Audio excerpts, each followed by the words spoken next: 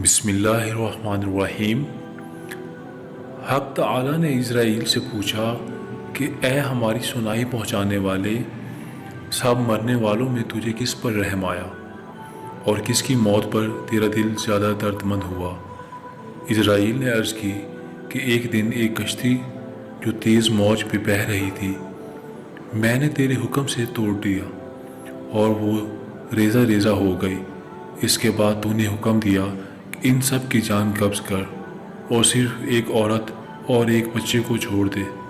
چنانچہ وہ دونوں ایک تختے پر رہ گئے۔ موجیں اس تختے کو آگے بڑھاتی رہیں۔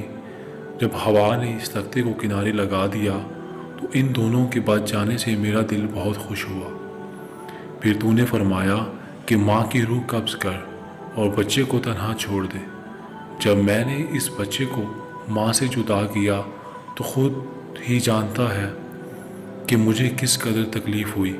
اس کے بعد میں نے کتنے سخت غم و ماتم دیکھے، لیکن اس بچے کی تنہائی کا غم میں بھول نہ سکا۔ خدا نے فرمایا، میں نے اپنے فضل سے موج کو حکم دیا کہ اسے ایک گھنے جنگل میں ڈال دے۔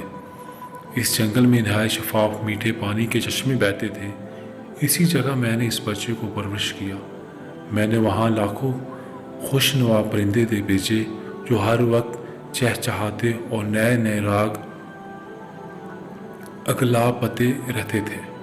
میں نے چنبیلی کے پتوں میں اس کا بستر بنایا اور اس کو ہر قسم کے خوف و خطرے سے محفوظ کر دیا۔